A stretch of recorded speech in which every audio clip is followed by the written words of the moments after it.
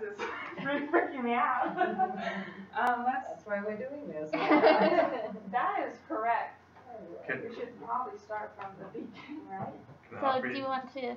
Slight advice? Yes. Whenever I do these, I treat everyone in the audience like they're stupid and have no idea what I'm talking about. That's how he talks to everyone all the time. Yeah, that is also true. Okay. But you are the one who knows all this stuff, and we don't know anything. So. Awesome. Nothing to worry about messing up because we don't know any better. Okay. All right. So first off, the point of me doing this is because I have a stutter, as you can now tell, and whenever I am talking in front of a class or a group, then once I do, then I get really freaked out, and like my train of thought is going straight, and I just want to like jump off. So I am going to really try to work on that, and I may use a technique if I feel like I need to, but I'm more going to focus on me staying on my train of thought. Okay, so what we're going to look at is Camp Amache. Does anybody know what that is? Not at all. Well, that's sad. Okay, good, because you will now. So basically, during World War II, Pearl Harbor was bombed, and we all got freaked out, and we didn't like the Japanese. So he made 10 camps, and one of these camps, the smallest camp, was Camp Amache. So my goal for this was to look at how their quality of life changed from before they were interned, during, and when they were released. And okay. That's to turn the. That's to turn it on. Yeah, just use the mouse. And I'm just going here. All right. So, what do you think of when you hear the words concentration camp or internment camp? Just go ahead and yell it out. I don't care. What? Taken from your life. Well, one thing that I definitely think of is the German camps. Right? Yeah. Okay. Well, not many know that there were 10 here. And that's partly, because we want to forget about all the bad stuff that we've done. But that's not the right way to look at the past. So this is me and my bachan. And bachan means grandma in Japanese. And she is why I learned about the camps, because she was in Camp Amache. And her little brother Calvin was born there. So I learned about it from her, and if it had not been for her, I would have not learned about it, because in my books during class, it never mentioned the camps here. It mentioned the camps in Germany and like everywhere else around the world, but we all want to forget about here. And so that is why I decided to look into this topic. So what led to Executive Order 9066? That, for those who don't know, Executive Order 9066 is what allowed the military to take these people from their homes and put them into camps. So the number one thing was the bombing, and what led to that was the Japanese, who were already in the war with Germany and I think Britain. They thought that America would join the war, but they really didn't think that we'd like stick it out, I guess. But they were concerned that our biggest fleet and a bunch of our fuel was there. And one thing that they were kind of pissed about was we told Japan in 1939 that we would no longer give them steel or fuel. And that's kind of stuff that you need during the war. And so to get back at us for that, and to lessen their losses if we were to go into the war, they bombed Pearl Harbor on December 7th, 1941. And that is a quote from a book talking about how we were scared. And of course we're scared because we're just bombed. But we took this fear out on every Japanese person that lived here.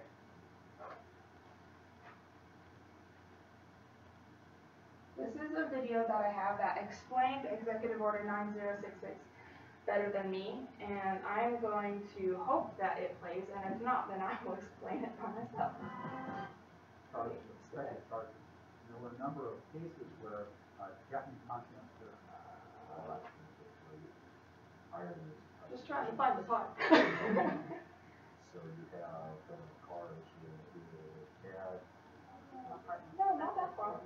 In terms of Okay. was in California, there was should start. a separate sector which was in the state. Resembled Is there a way to turn it up? Maybe. Put it up all the way on.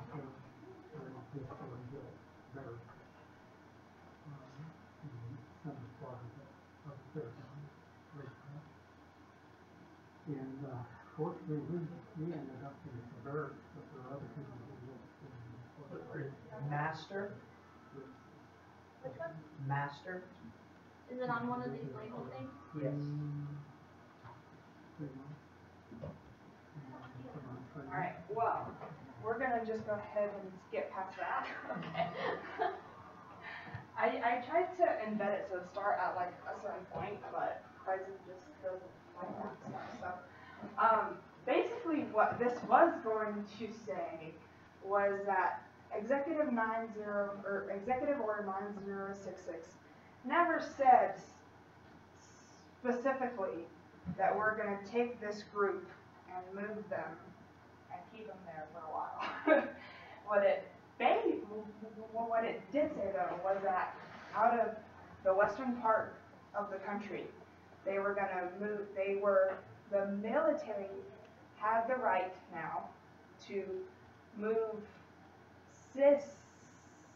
citizens to anywhere they wanted because of national security. So it never said that we're going to move them. It just gave them the right to move whatever group that they wanted. Well, what group are you going to pick after you've been bombed by Japan? You're going to pick the Japanese. And so first they put up signs around town, and the Japanese were given this choice. They said that you would not go nowhere if you moved within 1 week's time. Okay, try to sell your home, pack up your stuff, go somewhere, quit your job, get your money, do all those things within 1 week. And one thing too is they didn't say where they would go. They were just like, you have 1 week to move. Well, why? And that's why my bachan and her mom and dad were just like, well, screw that, you know? Like, 1 week to move? Like, we got a job here, we got a home, we're here. And that is why a lot of folks stayed too. And so those who stayed, like my bachan, they had one bag to pack per member of the family, and then on top of that, they were given one big trunk. And the trunk that my bachan's family was given is now being used as their coffee table. And it's a trunk that's about this big, about that tall, and you know, it's a fair sized trunk. And my bachan's dad built a fake bottom, so that way they could bring her sewing machine to the camps. which I don't know, that wouldn't fly now, but back then they could. So then once they got their stuff, they were sent somewhere by train or car, and usually they would be sent first to an assembly center of some type, and they had to do that because the camps weren't built yet. And so my bachan was sent to the Santa Anita racetracks, and there, her and her family and a ton of other Japanese slept in the same stalls where there's food, hay, like troughs. There was no beds or blankets. They couldn't leave, and they would put barbed wire fences around the place, and it didn't take long for them to see that they weren't there to be protected from all the hate going on. They were there because they were the ones who they were scared of, because the guns were pointed inside, not out. And there were a lot of guns used to instill fear. So a lot of times, the Japanese would move in right whenever like the final nails were being nailed in, or the windows. Camp Amache only had 20 buildings built, and of course at this time there's kids that no longer are going to school. There's moms and dads that don't work, and they're all just gonna sit there in this place with one bed and a couple of blankets, no kitchen. There was one bathroom per whole building that held 20 rooms, and the bathrooms were built to Army standards. And there is actually a story I read in one of the books where a small kid fell through and broke his pelvis because it was too big for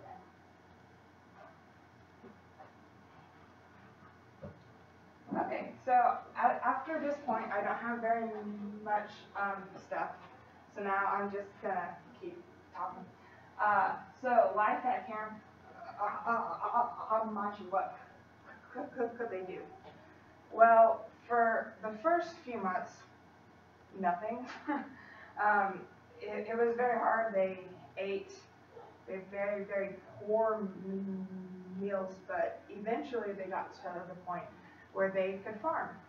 And my bachan's dad, he was eventually able to leave the camp for work and come back. And Camp Amache actually supplied a lot of the food that was being sent to the other 9 camps. So they could put on plays, they had doctors, they had schools, but of course that took a while to build and a lot of money to build to.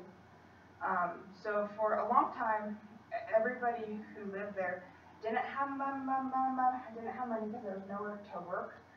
So eventually, though, they did get money as schools were being built and doctors, and they had everything that they would need to have, but still there were stands where the military men would stand there and look around all day with their guns pointed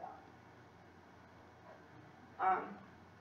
So when the U.S. bombed Japan, which we all should know about that, it took a few months for them to be released from the camps, but eventually they were. So after they're released, what do? You got a home to go to? No. If you're paying the bank, you're not making no money, so they take back your home.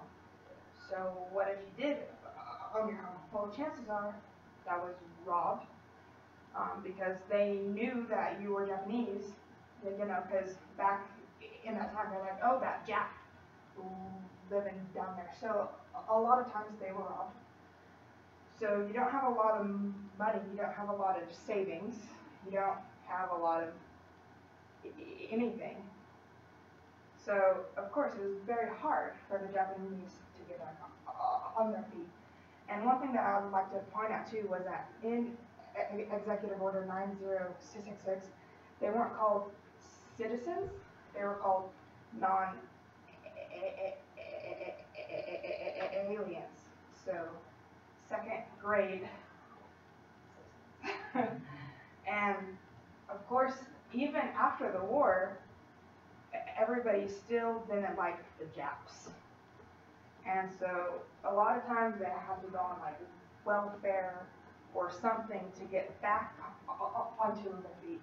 For Bachan, because her dad worked at a farm outside the camps, he was able to stay at that farm for 1 year, and then they went on an 8-year vacation to Hawaii because they had a lot of family there. But basically, so what's important about this? Well, for one, it should be written in the books. And why? Because we need to make sure this doesn't happen again. Because when you make fear control what you do, it's not going to turn out very well. I mean, we took the rights away from this group without charge or trial.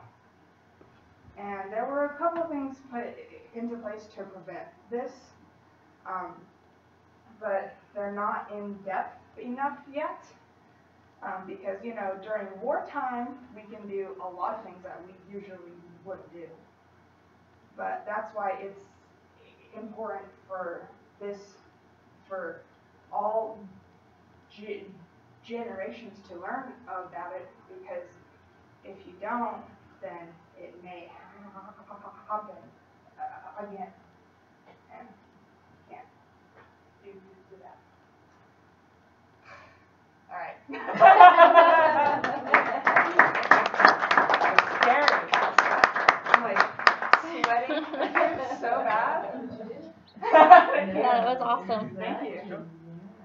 So I hope you guys learned something about it. Where was the location? Oh, shoot, I forgot the most important thing. Granada, Colorado. Oh, So, really? I'm yes. thinking it was San Francisco. I mean, California. Yeah, I mean, well, since I didn't say it, then one would think that, yeah, of course so. Sorry for not mentioning that. And also, it was the smallest camp. It had 7,000 there. And all in all, over 120,000 were interned in camps. The worst of which was Camp Manzanar, which I don't know if you guys have heard of that one, but that one was very, very, very bad. And why are you crying? I'm So sad. No, don't be sad. I am sorry. I don't want to make you sad. I always cry. Same here. Like, well, what's that film? How to Train Your Dragon 2? And it's rated G. Ball. I do. I ball. So thank you all for coming.